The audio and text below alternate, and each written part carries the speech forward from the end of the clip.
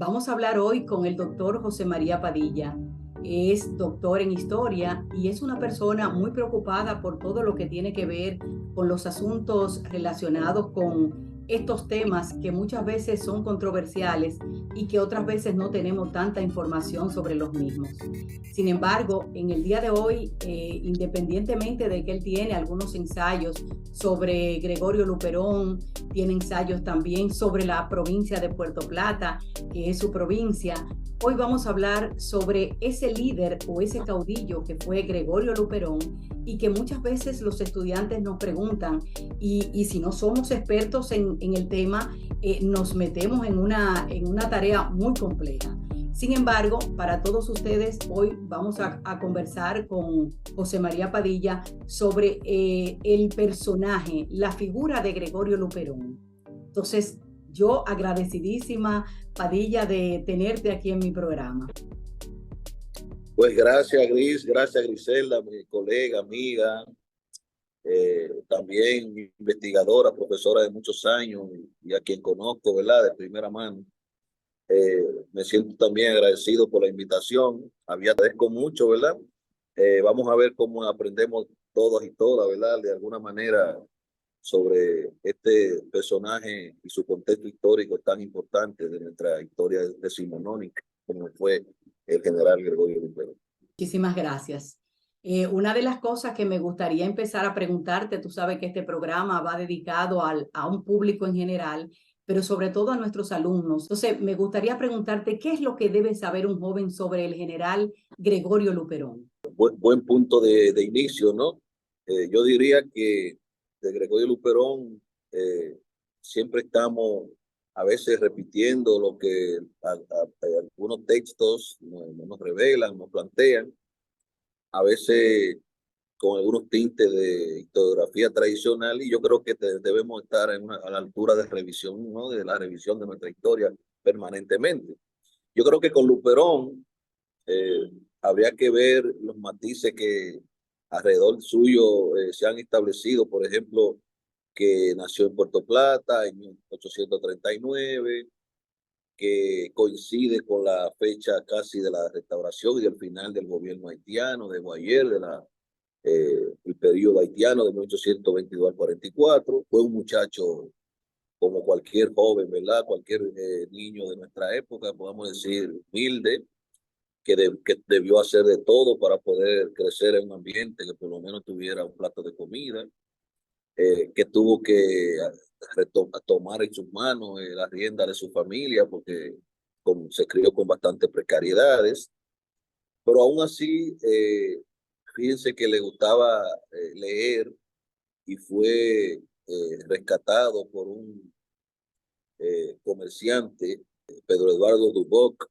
que había estado establecido en Puerto Plata desde sus últimas décadas del siglo XVIII, pero ya en el siglo XIX era toda una persona, ¿verdad?, que estaba comandando algunos cortes de madera en Jamao al norte, hoy entre lo que es la montaña, la cordillera septentrional, en la zona de Moca, ¿verdad?, de la provincia de Espaillat.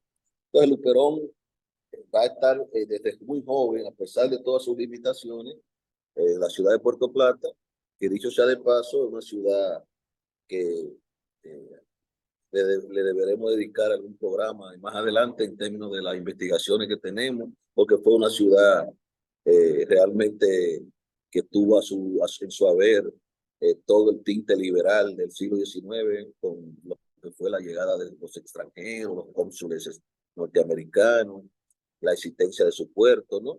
Y eso de alguna manera va a fijar la atención en lo que fue cuajándose luego de la Primera República o el acta de proclamación de la independencia de 1844, y Luperón entonces como que en su etapa de mozalbete va a estar alrededor de todo eso.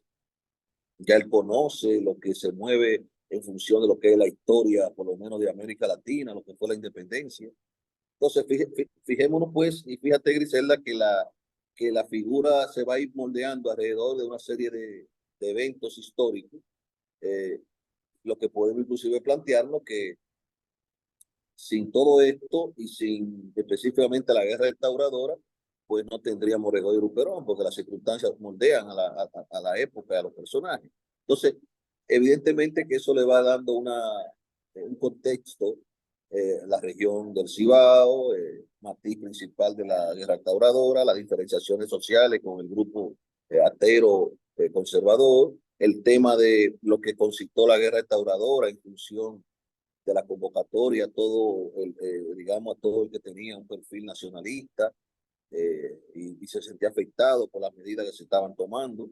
Pues Luperón, evidentemente que le nació y tenía ya un perfil de líder, un liderazgo que fue creciendo con el proceso que se está tornando ya digamos, la historia reclamaba esa participación. Y entonces vemos a un joven, ¿verdad?, comprometido con su época, comprometido con su proceso social, eh, que acarició las ideas de que la soberanía no debería ser pisoteada, que no veía con desdén la presencia, por ejemplo, de los haitianos durante la etapa previa a 1944, pero que entendía que deberíamos tener cada quien su lado, digamos, de respeto a lo que es realmente la identidad de cada pueblo. Yo realmente te escucho y digo, oye, qué poco sabemos sobre este hombre, que era un líder natural e inclusive en una sociedad en donde los conservadores eran más, en una sociedad que había surgido de un coloniaje desde hacía siglos y que eso era difícil de poder dejar atrás. Sin embargo, hay una cosa que me preocupa. Este Luperón que es del Partido Azul, que es liberal, que tiene la concepción, todas esas concepciones que andaban en el mundo en el siglo XIX y que eran ideas sumamente liberadoras y sumamente revolucionarias. ¿Por qué Luperón entonces pasa a un segundo plano? Ya cuando Lili gobierna, Lili, que era su amigo, pero que de alguna manera lo desplaza. Entonces, ¿cómo es posible que Luperón pase, diría yo, a un segundo plano y la figura que sí reconocemos y que de la cual se habla es la figura de Ulises Cerón, alias Lilis? Bueno, tremenda reflexión y pregunta de tu parte, igual que la primera. Lo primero ahí es que debo enfatizar el hecho de que, digamos que en la historia, así te lo llaman los accidentes históricos, lo que se llaman los elementos que son causales. Sin embargo, a pesar de que la guerra restauradora trajo consigo algunos elementos de cambio, evidentemente que reorientó el quehacer político temprano, ¿verdad? En esa segunda mitad del siglo XIX, no debemos dejar de admitir que también los restauradores, por la misma precariedad institucional y la misma grietas en términos de región que se habían plasmado y se había teñido sobre nuestra geografía de país, también comenzaron a tener sus propias contradicciones. La inmadurez, digamos, de un Estado nacional que surgió eh, con muchas limitaciones. Hay que ver que el Estado dominicano, se discute la idea de Estado nacional, pero lo nacional la nación es mucho más complejo que instituciones estatales que administran el Estado político, el territorio, las leyes. Entonces, Luperón, evidentemente, eh, tenía hasta cierto punto, no estamos hablando de alguien que no tenía sus errores, quien no los comete, quien no los tiene, pero sin embargo, yo pienso que el hecho de que a Lilis él le dio una confianza extrema, lo hizo su lugarteniente, lo nombró en las filas militares para que luego ocupara el puesto de ministro de Guerra y Marina, Sí. lugarteniente suyo en la guerra restauradora. Luperón, Eso te iba a decir, tú estás describiendo a un Lilis que era un caudillo, con las características tales de un caudillo. Esa trama y esas estrategias y ese accionar de tránsfuga que tienen los partidos políticos de hoy día y que tú describes muy bien en la persona de Ulises Ceró, se sigue dando con otros nombres, como tú quieras ponerlo, pero se siguen dando. Entonces, yo te pregunto, ¿tienen los líderes, los pseudolíderes modernos, o más bien los gobernantes modernos, algunos rasgos de caudillo? sin lugar a duda, colega Fox, sin lugar a duda, porque la historia, hay un adagio y yo siempre he creído que los adagios populares son muy sabios, Así es. a partir de los árabes, de los chinos, de los orientales, de los griegos clásicos, sobre todo, la filosofía clásica griega, que dice que los seres humanos nos parecemos más a la historia que a nuestros padres. Por ejemplo, la figura de Luperón, hay que admitirlo, un caudillo que tuvo sus altas y sus bajas, pero que asumió el Estado con criterio de institucionalización.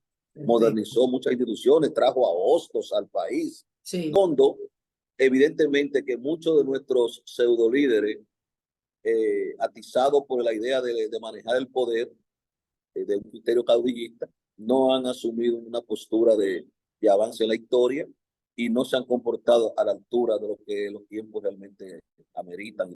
Creo que es muy atractivo y muy llamativa la postura tuya de este tipo de encuentro que me parece muy, muy interesante, muy a la altura.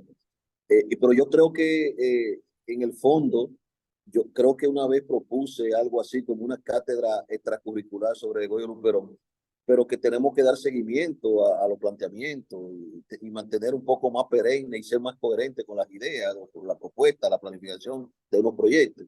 Entonces yo creo que la figura de Luperón y su contexto histórico, la forma en que él le tocó vivir, crecer en una región que no es realmente el centro capitalino nuestro, y lo que fue, lo que alcanzó contra viento y marea, porque las condiciones estaban todas en contra de él, y logró todo este valladar, ¿verdad?, de unir líderes latinoamericanos, sin dejar de decir que Luperón tuvo contacto con Europa, Víctor Hugo, Así cuando se es. sintió desmoralizado y llegó a ser el gobierno plenipotenciario, el embajador en Europa.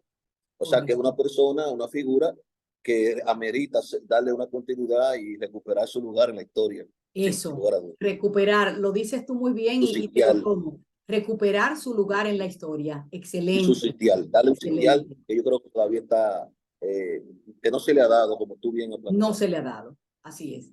Muchísimas gracias, amigo querido del alma. Para mí ha sido realmente un placer conversar contigo. Gracias a ti, Griselda, colega, amiga, estimada. Estaremos en contacto y sabe que también estoy en la mejor disposición de colaborar y que nos juntemos y que esto se siga siendo posible, esta posibilidad. Muchísimas gracias, muy amable. Gracias a ti. Te quiero. Bye. Gracias.